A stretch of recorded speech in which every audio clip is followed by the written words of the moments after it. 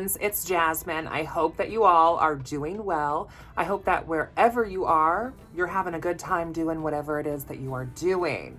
Now, I know that this is like a very different angle. We're in a different part of the room as I'm filming this.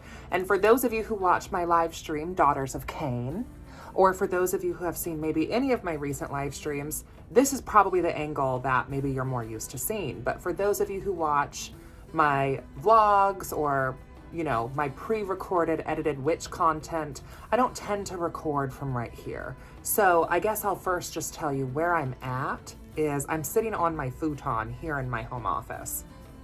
So those bookshelves that you normally see that are behind me are literally like right here. Whoop. There's the bookshelves. I'm sorry if that just gave anybody vertigo. But yeah, and if you're a returning subscriber, hey, thank you for coming back and for supporting the channel. It means a lot. I am going to be working on the Sagittarius spell work video. So this is going to be part of that cosmic witchcraft sort of like series that I've been working on kind of nebulously basically all year. So of course we started with Aries first, as Aries is the first of the zodiac. And then we've basically just kind of been like working our way through. So if you're interested in the zodiac signs 1 through 8, Aries through Scorpio, you can definitely check that out here on my channel if you have not seen those videos already. Now, when it has come to working some Sagittarius magic, I have decided to kind of work more with Sagittarian's aspect of the planet Jupiter. And Jupiter is the planet of blessings, basically. It's the planet of wealth and money and material goods. It is a planet associated with, you know, good and bad fortune, if you will. So I really wanted to weave that into my conjurations. And I'm going to talk a little bit about what is going on over here on the altar here in just a minute. But I wanted to kind of give, I guess, a little bit of a disclaimer here. So in the craft, you will find that there are a ton of like labels and like types of witches, right? There's, you know, tons of videos even here on YouTube that you will find of like, what kind of witch are you? Right? And there's like stone witches and herb witches and cosmic witches. I've used some of these labels myself. Love witches and this and that witches and green witches and hedge witches. These are some silk fans behind me. Hedge witches and, you know, all types of things like that. Labels are just that. They're just labels. At the end of the day, witchcraft is witchcraft. And most of this stuff is linked to, in some way, the craft. So I don't necessarily call myself a cosmic witch. And I don't limit my craft to exclusively astrological witchy goodness. However, I am an astrologer and I am a witch. And like I'm passionate about Sahir, and I find that planetary magic just so happens to be a huge part of my personal practice. I think that this will be a little bit controversial of me maybe to say, maybe, but I feel that the celestial cycles, the moon's phases, the seasons of the earth, to me, greatly influence my personal practice. And I know there are plenty of witches out there who don't give a damn about what phase of the moon is in, or who aren't astrologers, who maybe they don't know how to interpret natal charts, or they don't want to, or they don't care to. And I'm not saying that like they are not powerful witches in their own right. But I guess what I am saying is if this is something that you don't tend to consider, like if the moon's phases are not something that you tend to really think about when it comes to spell work conjurations, or if planetary movements, like when certain planets are direct or retrograding, if those are things that you don't necessarily take into account when creating your rituals or doing your spells, I would just say like, just try it out. Like I would just challenge you to just kind of try it out and see, because I really don't feel like any of this is going to take away from your practice.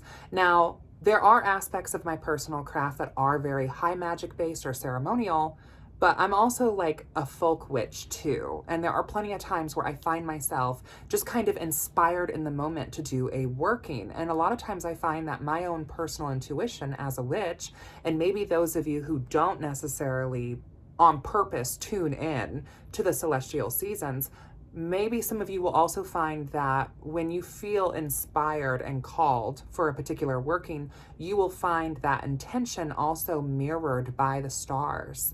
And I do feel and find in my own experience that magic does follow the path of least resistance.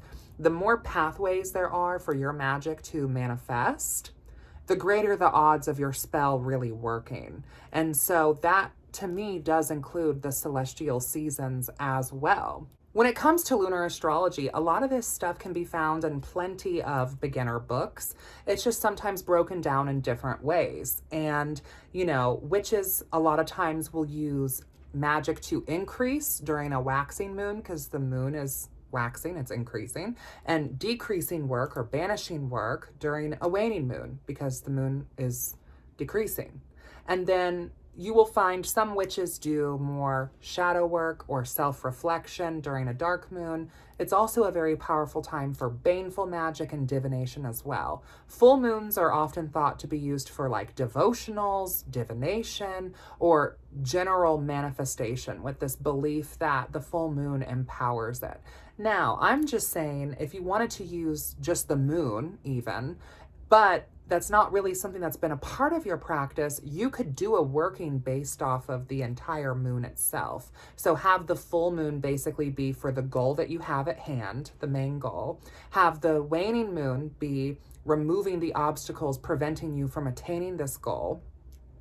You could have the dark moon basically be for malefica towards any person, places, or things also from you attaining this goal. If malefica is necessary for your grander manifestation spell, you could also use the dark moon as a time to pull divination on what other magics maybe you need to be doing. Or you could also use the dark time as a time of rest. And then when the moon goes back to waxing again, you could start doing spell work of increase, like those road openers, as opposed to blockbusting during the waning moon. And then when it comes back to full, you do your spell again, and you could continue that cycle until you have attained your goal. That's like one simple way to include the moon. But if you're doing more one-off sort of spells that aren't necessarily working with a whole lunar cycle per se, and you wanted to include this, and let's say you wanted to do like a money spell, but like the moon is, let's say it's waning, and you're like, oh, I guess I can't really do a prosperity spell right now because the moon is waning. And this is exactly why I don't really pay attention to the moon, because it doesn't really affect my magic, even though it affects like the oceans and us and our emotions and whatever, but it doesn't really affect my magic. So I'm just going to do whatever the hell I want to do and not pay attention to what's going on with the moon. Shade. Anyway, so you could instead do a money spell still, but maybe remove the obstacles, break the barriers during the waning moon, as opposed to just drawing general money to you. Also, typically the more specific you are in your craft, the better the results you're going to get, period. So I know that saying some of that is kind of controversial, especially in like a day and age where I feel like in general on social media, we're just kind of taught that every path and every witch's whatever is just completely valid, no questions asked. And I have conflicted feelings about this because on one hand, it doesn't really matter to me how you choose to practice, I guess. And we all can have our own valid personal experiences, and we all can have our own path to truth. But I do also believe that there are objectively true things. I don't think that everything in the universe is just subjective. So I feel kind of conflicted on that. I have a video getting to premiere right now, actually, as I am recording this. So I'm going to hop off of here and hop onto that. And I will be back to talk about some of the Jupiter work and how I have prepared this Sagittarius season magic. And you can kind of see if this is a spell that you would be interested in also doing as well, which if you are, great. And if you're not, that's cool too. Maybe this video will give you some ideas. Even if it's ideas of, oh my gosh, I totally don't agree with anything that Jasmine said, and here's why I don't agree with her, then you still got something from this video, right? So for those of you that attended that live premiere, thank you. It was so cool to see some of you in that premiere video. Doing premieres is kind of fun. I don't know, like, it's nice to be able to make the pre-recorded, like, edited content and post that over on Patreon for early release, but then to be able to also share it later, on YouTube and make it kind of like an event, make it like in a premiere. That way there's kind of like fun for everyone, right? Because I try to keep my content as accessible as I possibly can. And, I know that I plug my Patreon a lot, but as creators, like we kind of have to, right? And so your support, and regardless of what form it is, even if it's just like hopping on a premiere and being like, hey, what's up? Like that support means everything. So, don't feel like you ever have to, even spend a dime. You can support your creators that you follow just by engaging with their content, liking or sharing their content, subscribing, like all of that stuff is equally as important. So I appreciate all the support. This is my working altar and kind of what we have going on right now, and I'm going to share this with you. This is going to be my Sagittarius work for this season. Okay, so my working altar, she's a little messy right now, but I believe that a witch who's really doing the work, oftentimes the altars are messy, because this is where we really come to put the work in. This is not going to be like a perfectly edited, primed, aesthetic altar space, because I'm actually working here at my altar. So you're going to see things like ash, dust, soot, herb remnants, spell remnants, things like that. This is my working altar. This is not my sabbatical altar. This is my main devotional altar to the Dark Goddess Current, and where I am doing a lot, primarily most of my actual workings at, that I'm doing at an altar. I have a sabbatical altar as well, but that's kind of more representational of the time of year, the current turning of the Sabbat wheel that we are on. And if I'm doing any work there, it's normally related to that particular Sabbath, versus my working altar is where anything I'm not doing out in the woods is happening usually here. So I have some things that are typically on here, just like in general. Over there, I have a RWS card. That is the Chariot, which the Chariot card, for those of you who have watched the Cancer video, that's the card that is most associated with that zodiac. So that's not on here in any sort of relation to Sagittarius. The Chariot is on here because per RWS Tarot, if you break down the numerology of 2023, it equals out to be the Chariot card in RWS Tarot. So that's kind of next year. So I've been doing a novena burning for kind of New Year's. And then I have this one here. This is just a red novena that I have, anointed and prepared myself, which I do have like a candle magic workshop that, if you're interested in partaking in, you can partake in that. But I also am probably going to eventually make some, free, accessible candle magic and how we kind of do things sort of content. But I'm not going to get into all the specifics of that. So this novena here, before I started this spell, basically, you poke a couple holes in the top and you put your anointing oil and your herbs. That's called like anointing and dressing your candle, which is not just important to do on candles like chimes, but it's also important to do on novenas, because this is what separates just lighting a Yankee candle to scent your house with the smell of pine and doing candle magic. To me, they're not the same. And that anointing and dressing is kind of what creates an item to be sacred and gives it intention. So the oils that I used, I have like a little yoni here. So there's some Lilith oil here, she's one of my main ladies. I have a blood right dedication piece that I'm working on actually on my calf right now, AKA my tattoo, modern day blood right. So I have this because that is a face of the goddess that I work with regularly, and I'm kind of also petitioning her for her wisdom and her advice here, as one of the great queens of the craft and a role model, really. And then I have this La Sorceria oil. Both of these are made at the shop, Spiritual Gardens. That's a shop that I work out of. La Sorceria, this is like the sorcerer's oil. So I use this a lot. You can see I'm kind of put a dent in that. And a little bit goes a long way. I love the dropper bottles. And then I've also burned some Hecate loose incense in my cauldron. That's another face of the goddess that I work with.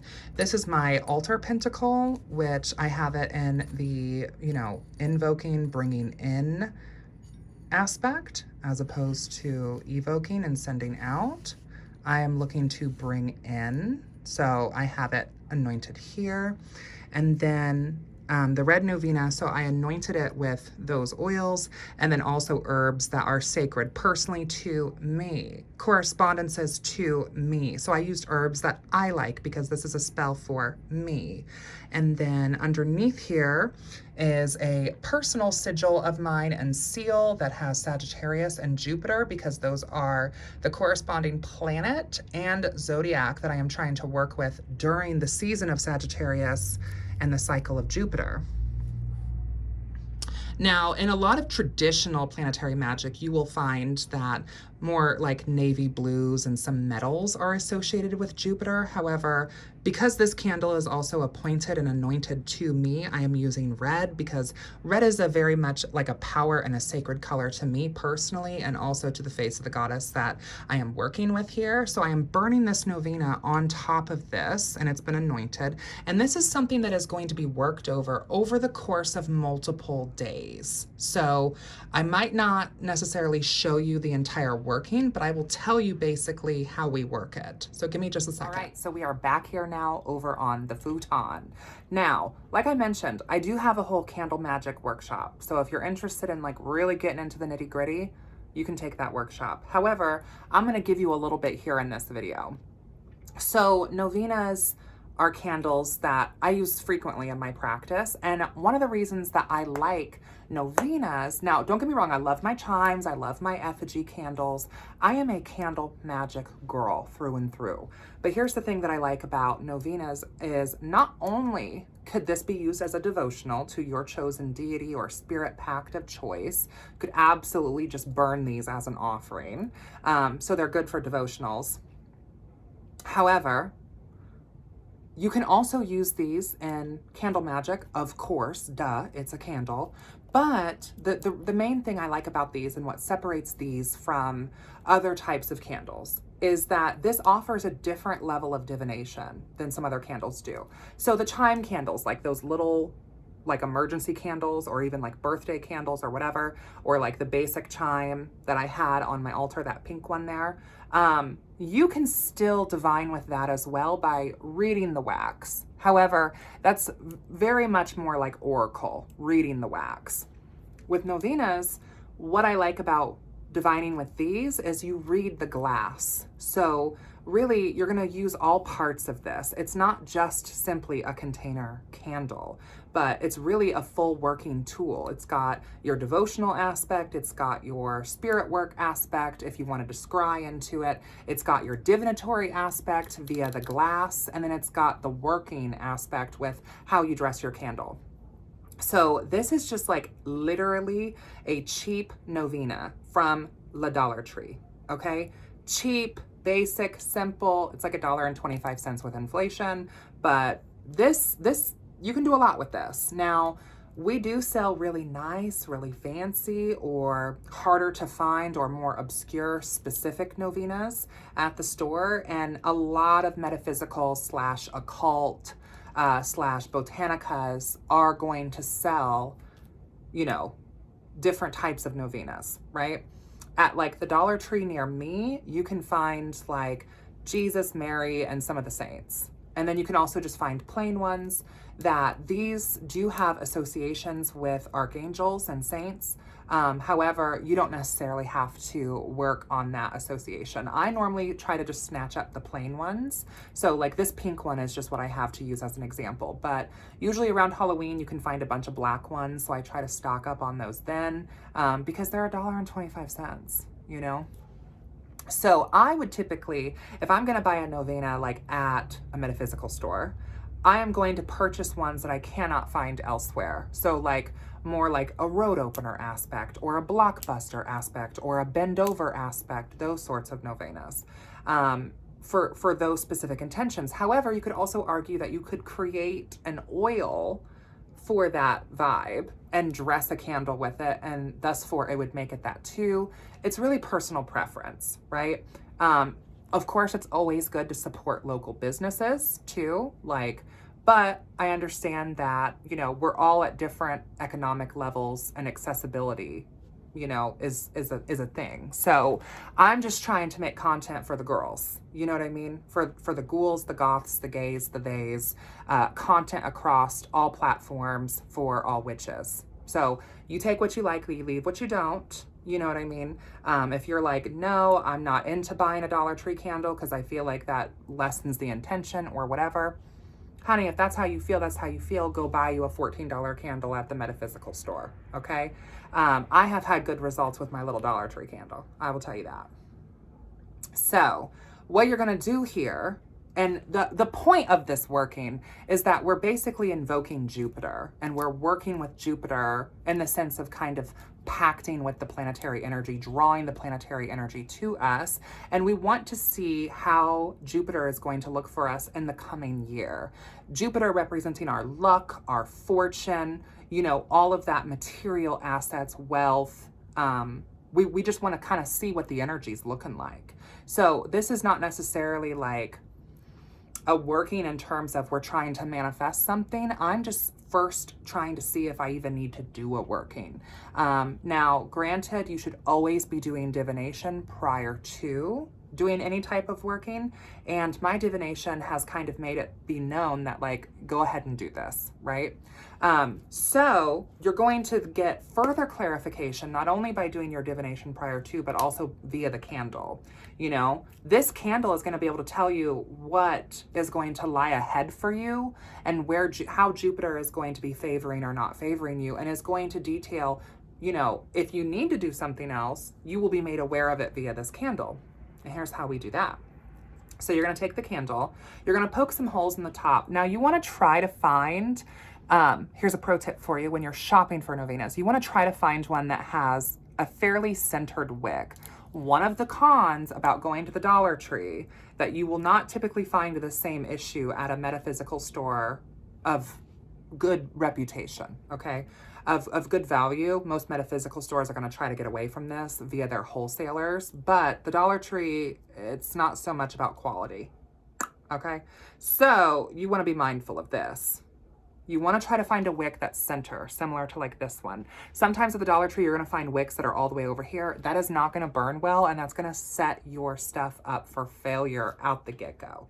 So you want to try to find something that has a fairly centered wick. And then you want to anoint, and that is with liquid, holy liquids. So you're going to take like a toothpick. I've used bobby pins, whatever you want to use. You could use like the tail of an incense stick, and you want to kind of dip into the wax and almost like pierce a hole in it and just, you know, get a good amount in there. I'm not saying that you have to have something that pierces all the way down to the bottom of the candle. Make sure you don't get too close to the jar and you don't get too close to the wick. I normally like to do like almost like a triangle, just like around, or I'll do like 4 corners.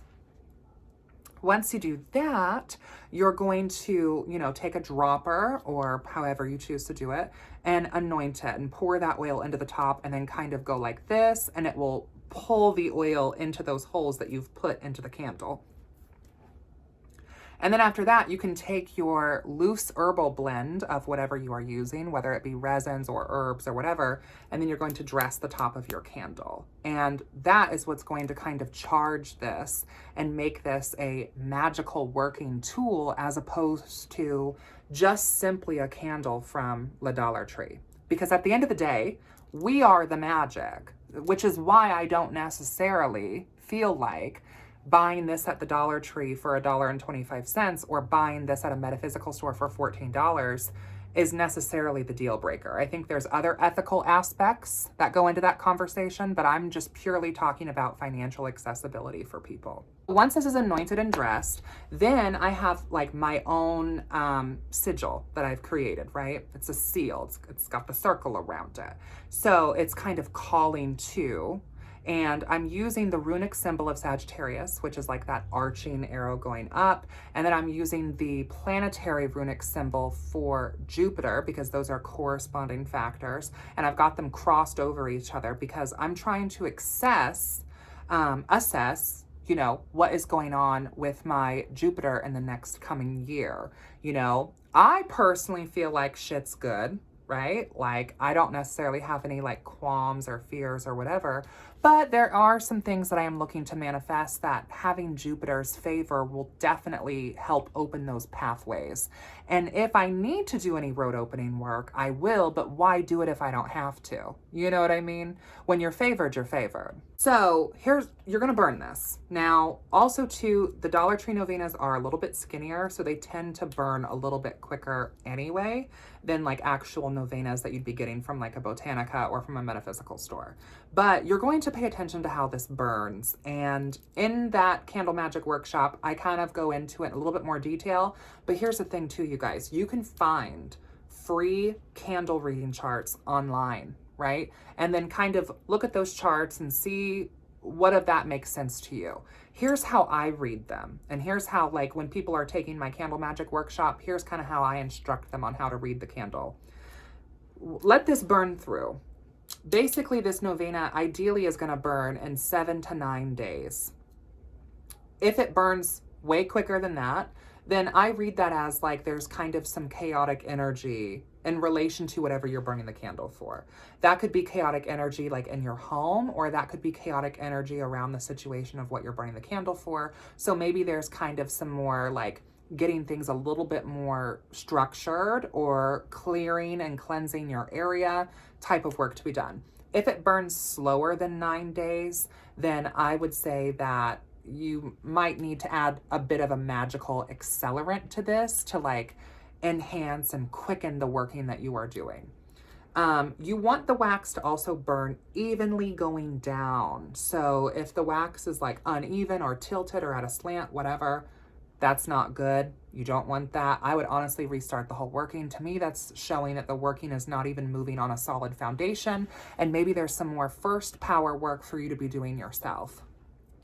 So you want this to burn all the way down, nice and even within 7 to 9 days, ideally. And then also, when it comes to this, you also want to pay attention to the glass. So Dollar Tree candles, another con to using Dollar Tree candles is that they oftentimes have more soot, I have found, than buying them from like a quality wholesaler or a metaphysical store or something. So that's just something to kind of keep in mind.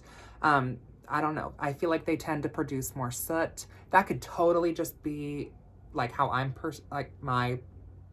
perceiving it or whatever, but that's kind of been true in my experience. I'm not saying that would keep me from using a Dollar Tree candle either though. So you're gonna read this. So if the glass is clear, going like all the way down, it's all clear, then you're in the clear, then things are good and they're moving how they're supposed to, they're working how they're supposed to. But if the glass is filled with soot, like if there's lots of sootiness on the glass, which I might be able to find a novena example for you, because I often have kept some of my old ones to show as like kind of representations or examples when I'm teaching the workshop. So I might look around, I might not, I don't know, we'll see. But if it's filled with soot, then that normally means that there's like some negativity, or maybe you need to kind of cleanse / banish whatever is maybe creating an obstacle for you, whether it's a circumstantial obstacle or a person is the obstacle. Intentionally they're an obstacle or unintentionally they're an obstacle. You know, that's where your chosen divination method, like reading some cards on the situation, would kind of come into play. If your working is covered in soot all the way down, it's not really coming into fruition. It's not really working, and you kind of need to rethink your working and also, you know, banish, cleanse, like I said. You can also kind of pay attention to the wick.